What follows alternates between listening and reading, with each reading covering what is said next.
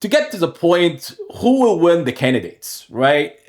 We will have only one winner that plays UCash, which is the champion, right? So we would have a challenger. I don't like the tier list, to be honest. This is 8 players. They are close to each other. It's anybody's tournament. For me, you would need more players. There's a lot of absence, to be honest. There are top players they should play in this tournament, at least 15. I mean, it's not even 10. It's 15 for me. So just 15 players play among these 8 players, double round robin. Then we'll talk about like a really strong challenger. Don't get me wrong, whoever wins this tournament deserves to play the champion. The point is, for me, in general, it's more games, more players is always better. So when it comes to the World Championship title, I always looking for more games, like between the 2 players. More games is better. Like having a 24 games is better than 16 games. Having 30 games or 40 games is better than having, like, let's say 12, right? Because we have seen this over and over again. If there's a smaller amount of games between a challenger and a champion, what happens is a lot of draws, right? A lot of draws, and then we play the tie breaks. And then it could be based on a luck, like somebody blunder on a tie break, right? So for me, the more the games, meaning that more games means people would take risks, experiment a certain opening, try to gamble in one game, and they could perform, they could play without like having to be very solid, right? When you play less games, you want to be as solid as it gets. This is actually when it comes to match play. So when we have this candidates, 8 players is not enough. So they are likely to be solid. They want to be as solid as possible. But the point is, in order to win a tournament, like from the 8 players, you need to be a tournament player. And what does it mean, the tournament player? Tournament player means that the person that was the highest points would advance, which means he has to take some risks, with white and black. There are situations where somebody would have to play with black and win, right, in this tournament. So this field that we have right now, it's 8 double round robin, right? So white and black. It's not easy to say who's gonna win. We're gonna go based on experience. The person that was highest points would advance. So this is probably what we look for. I mean, me playing the chess for a long time, 30 plus years. Let's make it 10, right? So for me, when I used to play tournaments, I would, when I tried to win a tournament, it's always about like how many points would I get, like how many games would I win, and sometimes you end up drawing, sometimes you take a risk, you reject draw offers and try to win, score points.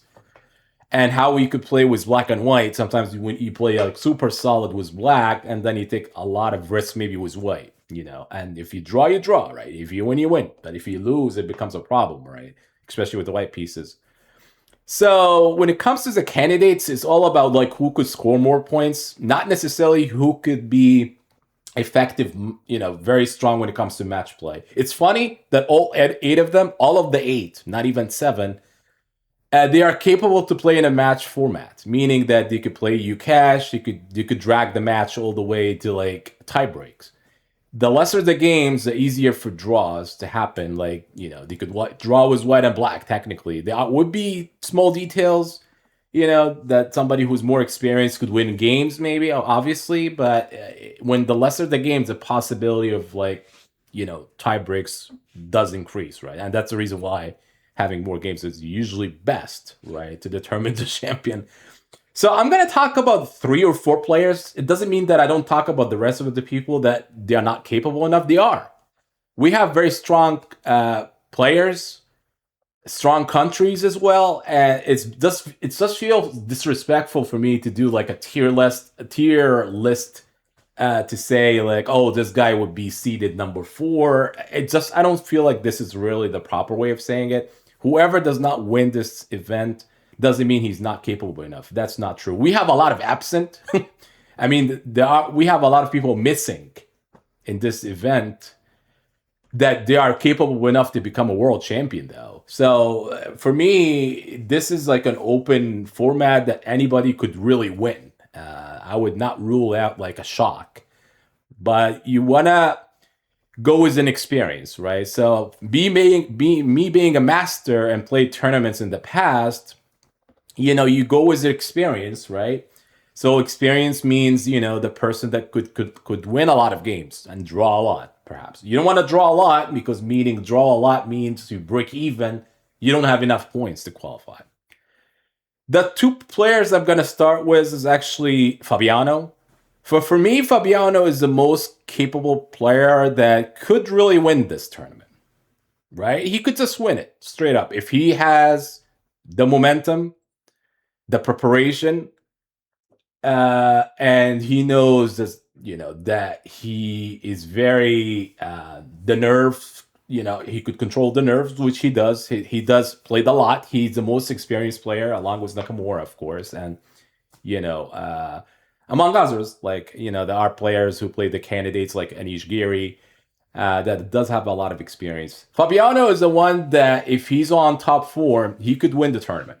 There's no doubt. Even if the other players are competing. They are creating some upsets. They are playing their best. If he's on the very best form, Fabiano wins. To me, that's my prediction, right? But sometimes that's not easy. You could play the top form in like the first couple rounds, and then there are always potential surprises that could happen, blundering. There are potential stuff that could really happen that may not keep the momentum throughout, right? And there are players trying to have the same goals as you are, so you're not alone, right? So it becomes really challenging tournament for that reason. So for me, Fabiano is really the top player based on experience, right? The next player is Nakamura. I mean, I don't like the idea that people, saying he's being aged. Age is just a number, to be honest. Nakamura, if he's on top form, he could still win. I mean, I don't understand how he cannot, based on the numbers from the candidates before.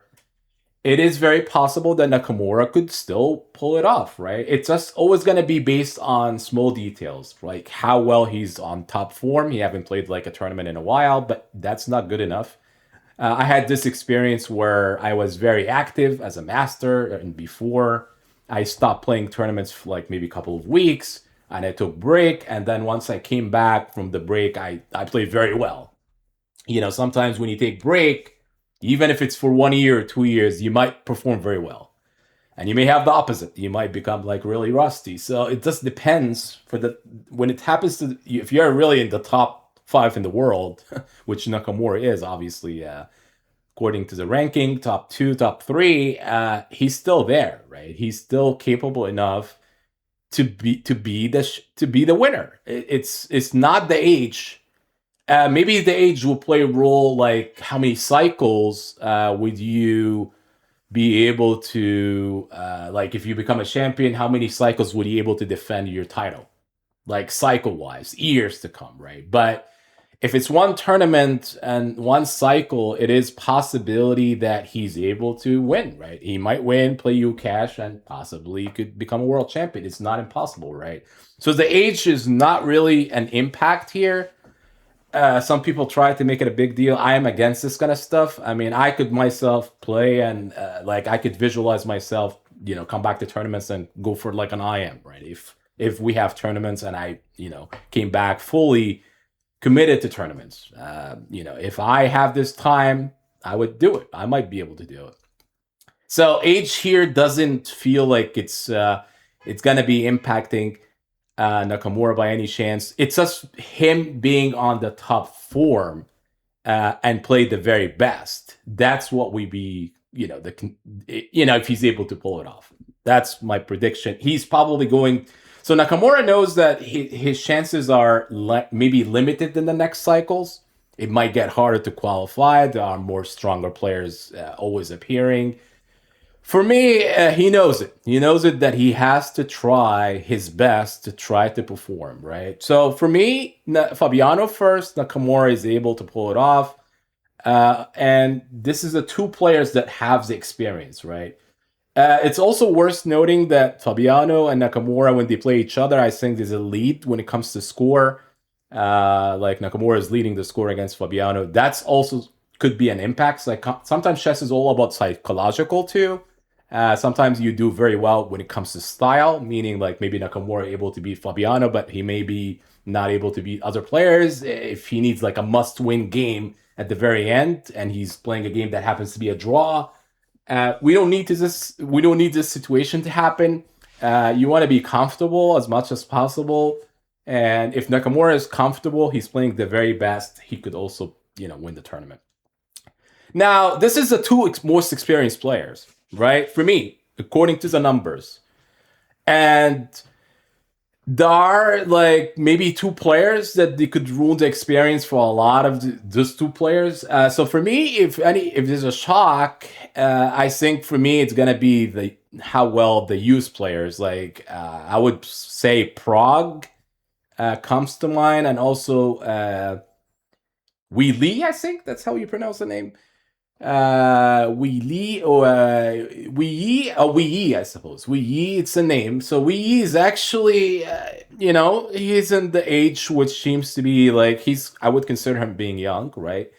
Um, this guy is capable to win. To be honest, he is solid enough. He plays, I think, Petrov with the black pieces, and perhaps he's very solid when he wants, and he could really score points. However, when it comes to the very top players, he may struggle, meaning that, maybe Nakamura has a better score against him. He may, Fabiano maybe he's maybe a better player. But here's the situation. What if he draws a lot of games, like draw the top players, and he's able to score points against the rest of the field? That's maybe the potential, right? So him being on the middle, meaning that he's not old enough. I mean, again, age is just a number, to be honest. I think for me, his nerves are pretty strong. Like, he doesn't really care at some point, like, doesn't really fear opponents. And this is actually what you need to do. You want to go in, you don't really care win or lose mentality. And this kind of stuff really could pay off. Like, this kind of mentality, like, he has a nerve of steel for me. Like, I would compare him to like Rocky Balboa kind of stuff. Like he is really capable player. He may ruin the tournament for Fabiano, perhaps even from Nakamura, which I would like to see. Fabiano or Nakamura to advance. But obviously, he is very capable to create the upset. Again, he's also representing China. He has a very strong team as well. The rest of the crew, they're all very respectful countries. I don't see like all of them are gonna be very well prepared, opening wise. Countries behind them, the nations behind them, even the neighbor countries would be supporting them. Honestly, it is very strong tournament. It's going to be very close, right? So for me, I believe, him being a potential winner, right?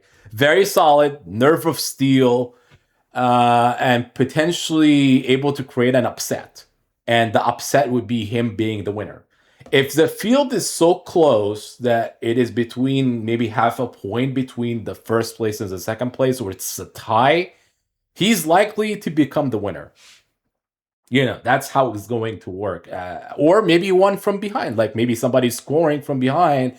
There are some clash in the first place, second place, and maybe the third person is coming from behind and winning, and then he might win the tournament. It's going to be that close. I don't think my prediction is not going to be like somebody's going to win most of the games and becomes easily the winner. I don't think in this field. A lot of players are not really played each other, and that makes it more mysterious to predict like how could Sandarov could perform against Nakamura. I don't think they played, right? And sometimes when the players don't play, you don't know what kind of like performance they could do, the style, the preparation.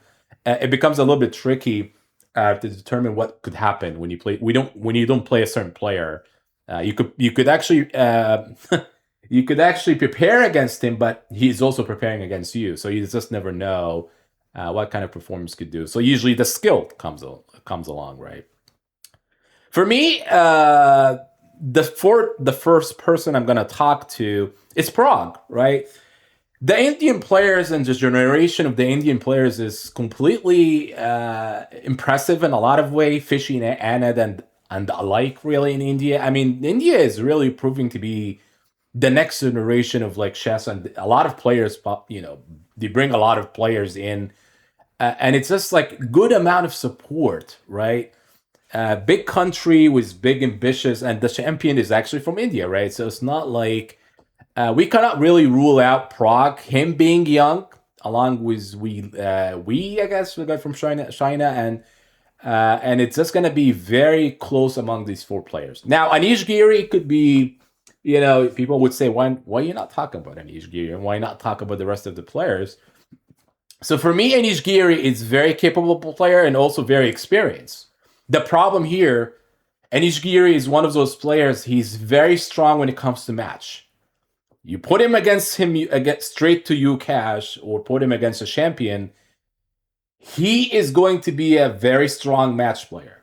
The amount of draws that he could do, the opening preparation that he could do, he's very, very solid player, and his chances to like go to the tie breaks is huge, right? The odds are in his favor. But this is tournament play. You cannot draw a lot of games.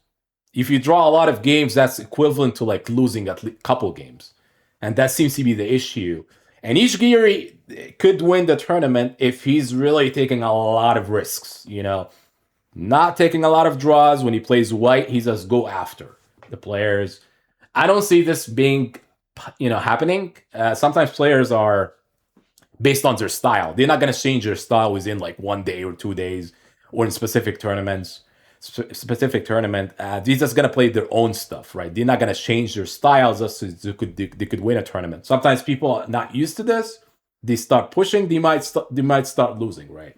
So Anish Giri is actually gonna be the Joker, I guess. Supposedly, he's gonna ruin the tournament for a lot of the people. I mean, that's my prediction. He's gonna draw a lot of games that people will try to win against him, and he's gonna be very solid. And look at Napo versus Fabiano at the last round of the previous candidate, right? So that was a good example. That Fabiano could not really advance to the playoff, right, or to play the tie breaks, or to play the tie breaks, not playoff. I don't think. But anyways, it's four players. It's a combination of young players that I put in, and doesn't mean the other players are not capable enough. They are. I'm just going with a little bit of experience. The Chinese Grandmaster is really capable to create the shock. Prague has played the candidates before, so he does have a little bit of experience, and he also have the country behind him, just like the rest of the field, right? The preparation is going to be huge. I also hope that Nakamura have also the preparation he needs and the support he needs, along with Fabiano. Sometimes it's good to have two players from the same country, right? But they're gonna play against each other. It's not like it's tennis, right? I mean, even if it's a sport, they still represent themselves first before the country. So this is gonna be fun. My prediction is between four players, to be honest. As I mentioned before, Fabiano, Nakamura, the Chinese player, and also the Indian player, which could be Prague. Prague may still face some difficult games because he didn't play a lot of the players, supposedly. And this is actually makes it unpredictable. Like, if we know who are the eight players and they play each other before, all of them, you may have a good idea who might win, right? But we don't. You have new players; they never played each other, and you may see a lot of upsets. Isipenko, just one note, he's likely to create an upset in a couple of games, meaning in a good day, he could beat Magnus. I just hope he doesn't beat like Nakamura in one of the games. It could be that small detail that could ruin the whole thing for her. Like, he could be like Nepo. Not necessarily the same performance as Nepo, but the man is capable to say, well, and looking at his performance the last tournament, how he like lost the rook, came back the next day just to clean up pretty much. His mentality is also very strong. Like, he knows he's not winning. I sometimes will be this kind of style. Like, sometimes for me, these type of players, they might be the most dangerous. Meaning that he's not winning. He has nothing to lose, He still have a strong team. The guy has a strong team. I mean, he is gonna be fully prepared. He may not win, but the fact is, he is really capable of beating the Fabiano. You know, it's really close field. May not win the tournament, but may ruin it for somebody else. So he is also could create upset. I don't see him winning the tournament. Again, I don't want to like grade the players. If you don't win the tournament, doesn't mean you're not capable enough. Esipenko could win the tournament, to be honest, right? I mean, it is very possible. A lot of draws, maybe in a lot of games, he start winning against certain players. You never know. You know, you might win. I would not rule anybody not winning. I would see all the eight players are not. There's nothing shocking for me. Any of the eight could win. It is a very bold prediction, but I would go with an experience, right? Go with the most experienced players, but if the field is so solid, they draw a lot of games. I mean, I might say like round one or round two, round three, maybe all draws. All draws. It might be that kind of stuff, you know. The players doesn't know each other. They are likely to play something very solid to draw, just to get like a head start. Like meaning, draw first, we push the second game. So maybe that's the point. The first three rounds, maybe we have a draw, you know, and then nobody's leading, you know. So you might be going halfway. There's a lot of clash. Maybe somebody would win, right? Now the winner might still draw the next game, so you may have somebody who's leading, maybe, but the field is likely to be very tight. And you know the reason I say that because we don't have a direct favorite player that seems to be able to like clean up this field. I don't think it's possible with the crew that I'm seeing. It is going to be close and it's going to be very competitive. It's a tournament to look for. A lot of surprises going to happen. A lot of things going to ruin people's chances in terms of like winning the tournament. I would not I visualize like people that's supposed to be winning a lot of games may end up like losing a couple games. But again, that's going to be at the very end. It's not going to be, I don't think at the beginning we would see a lot of shocking. We're going to see a lot of draws maybe. Players to get a feel of the tournament. You want to get like a draw instead of like pushing early on. I think Fabiano and Nakamura, if you want to, you know, make a statement early on and based on the pairing, if they have white pieces against, let's say, the last seed, which the rating here doesn't really matter at this point. They may have to push early on. Having an early cushion of like winning a game early on, that's gonna be good throughout the tournament. It gives you momentum moving forward. But again, it's not an easy task. Likely to be between four players. We may have a surprise. It would not really surprise me if anybody Nishigiri won, Sandorov won. Anybody deserves to win at this field because they are close to each other. They have the talent. We have the young players. We have the older players. We have the experience. We have people that take a lot of risks, you know, and that obviously would give somebody the lead at some point. So hopefully, you guys able to understand my my prediction is based on my watching those players play. Me being a master, my opinion is not considered to be professional as like a grandmaster, or I think the most professional input would be from somebody who played the candidate himself. Like, I guess I was looking at Nepo prediction. He was basically spot on when it comes to like, we would take the experience as, first and then see what happens. There's also Argaisi, him putting an input. A lot of people could put their input, play the tournament before, or they are among the elite of the players, top 10 in the world or top 20. Their input is likely to be more professional, get to the point. But again, by the end of the day, who's ever more fit, the momentum goes in his favor, the most prepared would likely to be the one. And if he has the skill, like he's top 2 in the world, right? Top 3, top 2 in the world, then chances are that player could win. Hopefully you guys enjoyed this video. Stay tuned for the more videos, and we'll see how well the candidate, we just always look for good games. Whoever wins, right? One last thing before I end the video. Never underestimate players. For me, never underestimate the champion. You cash the people talk about whoever wins the candidate. You cash is no longer the champion. I'm not 100% there, like in agreement that we should really underestimate players. Never estimate players. You want to win if you advance, of course, as a challenger. Let's say Fabiano, Nakamura, and Ishigiri, whoever, anybody of these players advance, they have to treat that Yukash as a champion because he is. He could still defend the title. It's not impossible. Going with that respect to the player would give with you going as underdog. It is a good way to play. If you're going in assuming that you are stronger than he is, and you're going to win without too much effort, sink again. In that situation, Yukash would defend the title. That's my prediction. You never underestimate players.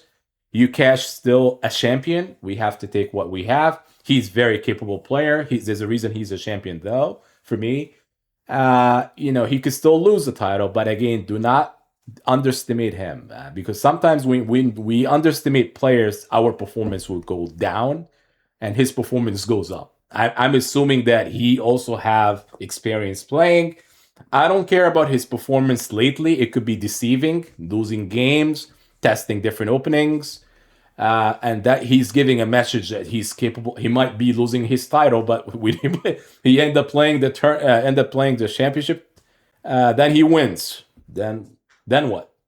Right. So for me, never underestimate him. Never underestimate any kind of players, and just play the board.